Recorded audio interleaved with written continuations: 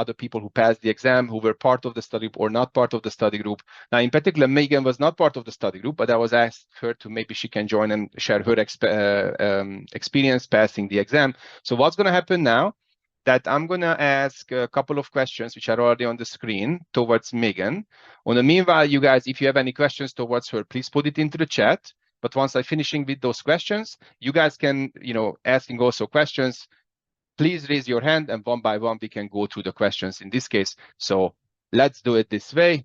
Megan, I really appreciate you are here, and congratulations for passing the exam. How are you? I'm doing great. How are you doing? I'm so happy that you are here. So let's start with this. So when was the exam exactly? What was the date? I wrote it on Wednesday last week, so I believe it was January 17th. Okay, that's very recent, very nice. And you went to the test center, or you did it at home? I did it at the testing center, about an hour outside of my hometown. Okay, went to test center. You followed some type of advice to go to the test center, or that you felt like that's simply more convenient? Yeah, so I was reading a lot online on the Reddit group for PMP, just for basic tips on what to do, when to do it, and everybody was suggesting to do it in person. I actually have the CAPM as well, which I did online, and I didn't run into any issues with it online. But just in case, I thought it's a 4-hour exam, it's safer to just go to the testing center. And I did have one problem actually while I was there. Okay. The internet browser had to refresh. It just stopped working, and I had like an error on the page. So I had to refresh the browser, and then it came back up and started working again. Wow. Annoying. And how fast you get the result? So I got the preliminary pass right away. As soon as I walked out of the center, they were printing out my piece of paper. But when it came to the actual results where it said I had 3 AT, that came 22 hours later. So I had finished the exam around noon, and I got it by 10 a.m. the next morning. And full results in 24 hours. Oh, that's interesting. So technically, they give you a printout that you passed the exam, right? It doesn't tell you what your score breakdown is based off of the 3 domains, though. It just says pass, fail. Wow. So for me to get the full picture of like each domain, so the people, process, and business acumen, I had to wait until the 22 hours later to get the actual results, which I did pass 3 AT. So. Okay, that is good. That is good. Okay, but at least we know now. So I think this is what you guys can also expect. I would say the good 24 hours, you're going to get the full results, but on the spot, you're going to get some type of results. And I think that is better than, because sometimes it can be confusing that once you finish, you hit the submit button and something might appearing on the screen for 5 seconds and then it disappear again, right? But you get the printout, which is technically the real proof of, of the thing. So, all right. That is good. That is good. Now, when did you start the exam preparation? So I applied for PMP back in June or July of last year, and I had originally purchased Andrew Ramdiel's course. So I started looking at that very intermittently in June or July. And then I really got into it in November. I was actually leaving my current job opportunity and looking for new work. So I thought it would be best for me to have the PMP when I was applying to new jobs, as it gives you like one step up above other applicants who don't have it, right? Right. So I would say that altogether, we can say that was like a good 10 weeks preparation, considering there was Christmas in between. So there's not like the whole 3 months which you were dedicated to this. So you're like a good 10 weeks, we can say. Can we say that? Yeah. Okay. Yeah, that sounds about right. Okay. So overall, we can say a good 10 weeks preparation. Very good. And you already alluded to, which is the, you had the Andrew Ramdiel course. Now, what else you had in terms of exam preparation? I purchased Study Hall as well, which I purchased the premium version, which gave you access to 5 different tests. I actually didn't use all 5 different tests, so I would recommend if somebody wants to save a little bit of money, just go for the basic version. That allows you to write 2 tests. My scores on Study Hall weren't bad. So my first exam, the full-length exam, I think I got 68% on it. And then the second time I did the full-length exam, I got 73%. And that's including all of the expert level questions, which are very hard. Oh, I see. And then besides the Study Hall, have you had any other simulator?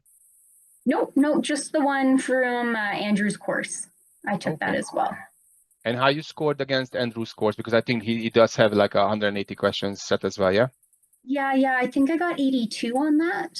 Okay. I found that test was a lot more focused on the theory as opposed to focus on the situational questions. Okay. So AR course, 83% you said. Oh. Okay, that is it. That is interesting. But overall, I mean, there is no direct correlation how many full mock exams you should do.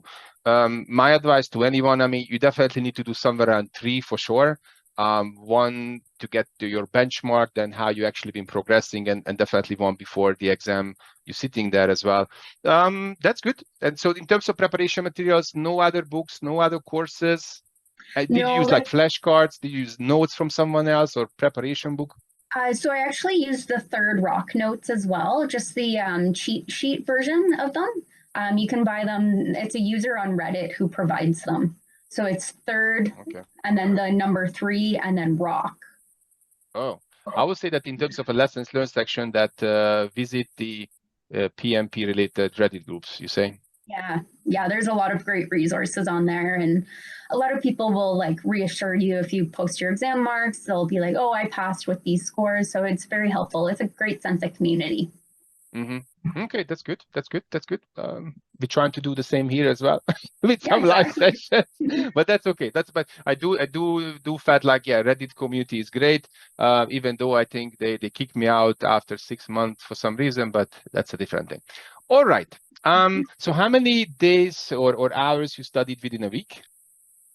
So during my time of completing Andrew's course, I was studying about 15 hours a week, give or take, just looking at my notes and doing the actual modular learning videos. And then when it came down to crunch time, I started doing exam prep courses and all the practice exams on study hall about 2 weeks ahead of time.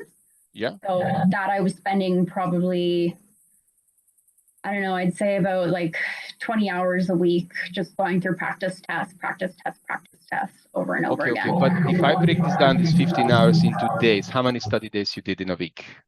I did 5 days a week. Okay, 5 so days. I took weekends off.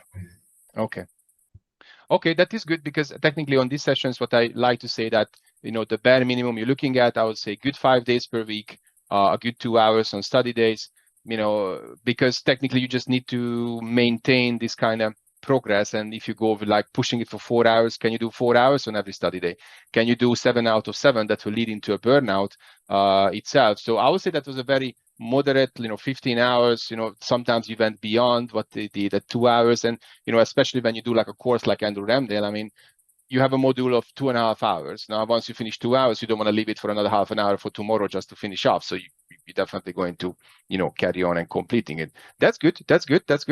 I think, let me increase this slightly. Okay, so that is okay. Now, in terms of, we talked about the passing rate as well. Now, let's have a look in terms of the lessons learned. Let's say, what advice you definitely can give to the folks on the call. It's like 61 of us. Oh my goodness, is that so? How many? So what you might want to do, let's say, differently, comparing, let's say, you did and then you passed, because obviously that's a great achievement. But is there any lessons learned in that area that you would have been done differently? Yeah, so when I did my CAPM, it was very much so to the book, what is the PMBOK processes? And then when I started studying for PMP, I noticed it was a lot more situational. So for me, it was a lot better for me to go over the practice exams to understand what sort of questions they're asking, different things about like different situations, how it works, if there's a conflict, stuff like that made it a lot easier for me. Whereas when I was originally studying, I was looking at like theory to the book, PMBOK. Process 4.1 is create a project charter, and the input is this, the output's that. Like that's where my mind went at first. So by looking at the real PMP practice exams, it helped me understand that it's more situational. You have to rely on that basic knowledge you have, but you don't have to, like, it's not going to ask you a theory-based question. I think I had 1 or 2 theory-based questions. Absolutely. When did you pass the CAPM? It was before July last year, or 21 of September.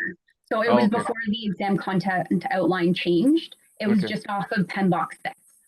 There was no PMBOK 7 included in there. Yeah, and I mean, even Agile was not included at that time. So that's good. That's good. So technically, yeah. So your advice, yeah, all questions are situational. Be kind of aware of that because of the outline explicitly say that. Also, 50% of the questions voted for 50% agile hybrid scrum. So, I mean, what other kind of lessons learned you can give to the people, even considering like you're going to the test center, or what else you have in mind maybe? Definitely arrive early at the test center. Make sure you've had a good breakfast, you've drank your coffee. Not too much coffee though, you don't want to be shaking. I arrived about 45 minutes early for my exam, and as soon as I was checked in, they actually let me start it early. So Wow, okay. that was really helpful instead of me sitting there and becoming really nervous and anxious while waiting for the exam to start. Mm-hmm. So I would also recommend take all your breaks. You're entitled to 2 10-minute breaks. Use that time to go to the washroom, take a deep breath, maybe say a couple of like affirmations to yourself, like you can do this, I believe in you. Different positive things will really help change your mindset and help you get through the entire 4-hour exam. Mm-hmm. Did you plan in advance on the way that you're going to take the 2 breaks?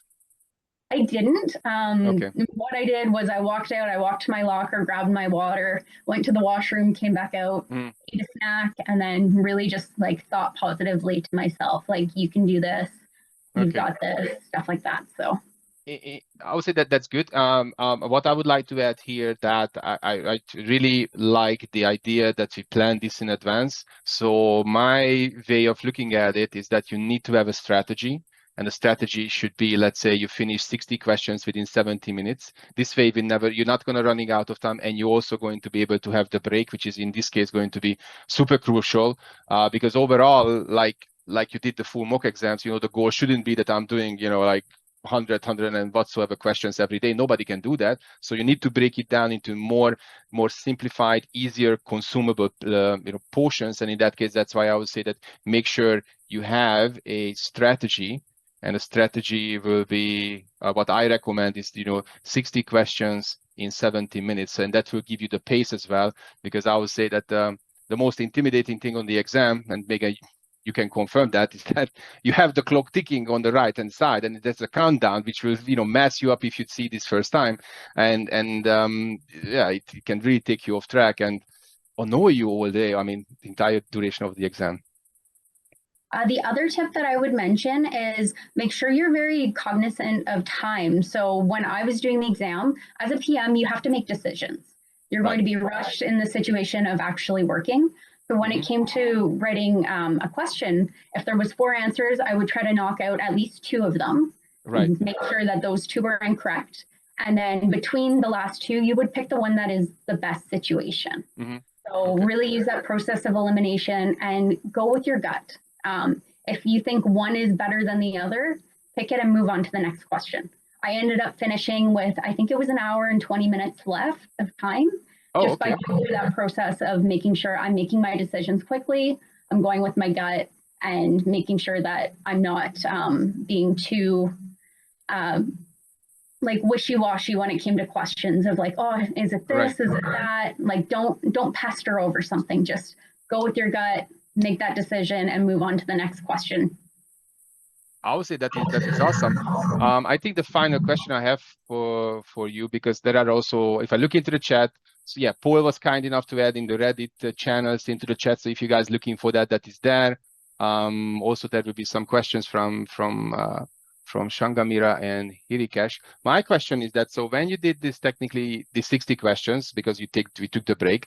I mean, why are you doing the block of 60? How many questions you marked or flagged for review in the end? That was more than 5, less than 5? I mean, you mentioned that you used the elimination technique, very little second guessing, but still, I mean, was there a number you wanted to stick to? I actually didn't flag any questions.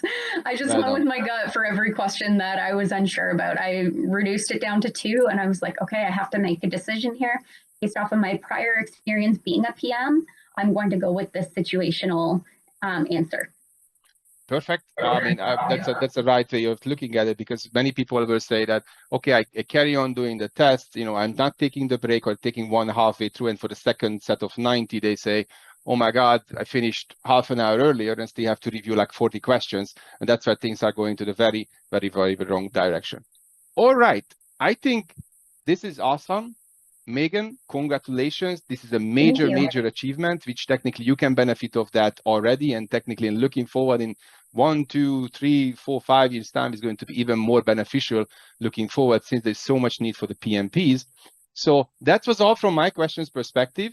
Now we can look into the chat, and also you guys now can ask questions towards Megan. So let's do it the best way, which is, if you have a question towards Megan, please raise your hand, and then we can, you guys can go one by one, unmuted, and then ask the question. So anyone has any questions towards Megan?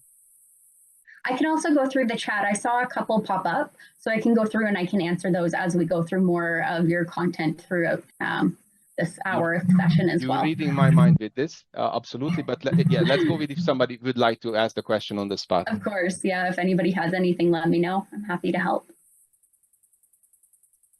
But the EVM questions, I think, okay, Megan, you will answer this one. But I mean, in terms of calculation questions, do not expect too many. Megan, if I can ask you how many calculation questions you had, I guess that was between 2 or 3, right? I had one, and it was actually, it just listed SPI is 0.8, CPI is 1.25. What does this mean? Off track, on track, that's what the question was. So it was nothing crazy. I didn't have to calculate anything. There was no financial values, EVM. It was actually really simple for me. So just understand what each thing means. Like SPI is your scheduled performance indicator. If it's above 1, that means you're doing well. If it's below 1, you're off track, right? Your CPI, understand that as well. Yeah, absolutely. And let me also just add one comment there before Ashwani will go on mute, is that, or off mute.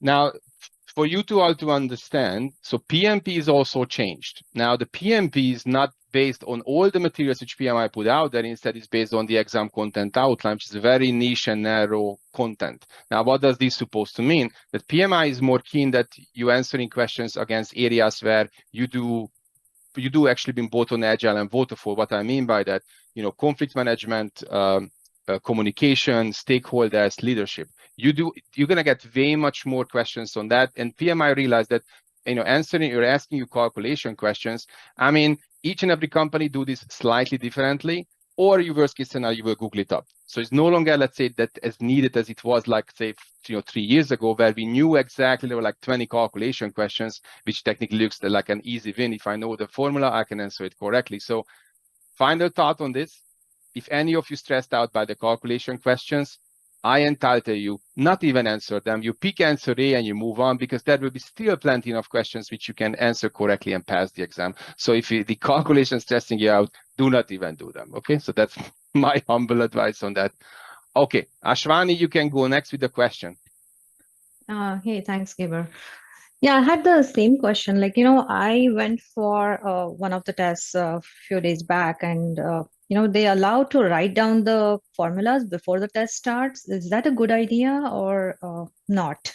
Because there are so many formulas, right? Like whatever you can remember, you can just quickly write down. You can definitely do a brain dump if you want. It has to be after your test has begun. So as soon as the timer starts, you can go ahead and write on your whiteboard. I personally didn't do that because I knew that the questions based off of the calculations weren't going to be a lot. And I'm very familiar with EVM. So I'm also doing a postgraduate certificate in project management, and I've taken courses specifically on EVM, so I understand it very well. But if you're not familiar with what each thing means, how to calculate it, by all means, you can do a brain dump. That's a really good resource for people who aren't familiar with it. Okay. The other thing I would focus on too is maybe a PERT calculation. Just understand like A or B plus C over 6. Yeah. That formula can be very helpful if you do end up with a question on that. Sounds good. Thank you. Well, my humble advice on this, you need to see the return on investment. Now we talk about, worst case scenario. I think we got a person 2 weeks ago at end of December, and I think he got like 5 calculation questions. Now, seriously, even though you fail all of them, you're still going to pass the exam. And you can put yourself under an unnecessary stress. And Ashwani, going to you, there was a mention about the brain dump. That's the reason why you're not seeing people offering brain dumps or sharing brain dumps even on LinkedIn, because nobody's using any anymore. Because there is no direct correlation of 20, 10, 20, whatever question. Because besides the formulas, what the hell I should kind of write down, whatever you felt like is necessary. So for example, if you are more comfortable in saying that I have in front of me the 4 agile values, so be it. But please practice that in advance. You decide in advance, not, let's say, on the fly. But again, having all these calculations in mind is just simply, my opinion, is just giving you an extra stress. Okay? Thank you. Third rock PMP. Okay, let's have a look. We'll check that stuff now. Okay. The one thing I also just wanted to add is I got 5 questions that were drag and drop. 5 drag and drop. Okay, that's good. That's good. We're also practicing those here. And you remember that there were like, I don't know, 3 mix and match, or 4 or 5 or more? I think there was probably about 5 of them that were like select multiple. Okay. So like they might give you 5 multiple choice and you pick 2 out of 3 or something like that. But okay. There wasn't a lot of those. Most of it was 4 multiple choice. You pick the best answer. I think the drag and drop questions are great, but to all of you to understand, well, you need to make it 100% correct, the entire screen, to score 1 correct question equivalent. So it's not like, I match 2 of them and 50%. You're not going to get any score, any points for that, because that is not counting towards a correctly answered question. So again, trade off your time and effort. Yeah, you can practice that. It's not super difficult, but you need to make it 100% to actually be matching with that. The one observation I would add too is when it comes to the drag and drops, it is theory based. So it's not a situational, like do this in this situation. It's more so what is forming, norming, storming, for example. Okay. So it's very like theory based with the drag and drops. Cool. Now looking into the chat, before we move on, is there anyone has any more questions towards Megan to ask now? Because then the next step, I'm planning to carry on with the slides and the materials for today. And what I was thinking that Megan, if you have another spare 10 minutes, would you mind to stay on the session and answering those questions in the chat? I think that would be super awesome. Of course. Perfect, perfect. Also, I guess Megan will definitely accept connection requests on LinkedIn if, or you can ask directly questions by all means. Yeah, absolutely. I'm happy to connect. Anyone has any questions towards Megan? If you don't have any question, can you give me a thumbs up into the chat or a participant list? And in that case, we are definitely know to move on. Okay. All righty. So in that case, one more time, Megan, congratulations. This is a major achievement. I'm glad you made it. Also glad you came into this session and share your experience. I think that was very valuable. This is how we learn from each other. Yeah, I'm glad you've been here. And please, if you can look into those questions which people are actually been putting in, partially we answered them, but yeah, if you don't mind to do that, that would be great. Okay. Of course, I'll take care of that right now. Perfect. Thank you very much. All right. So let's carry on with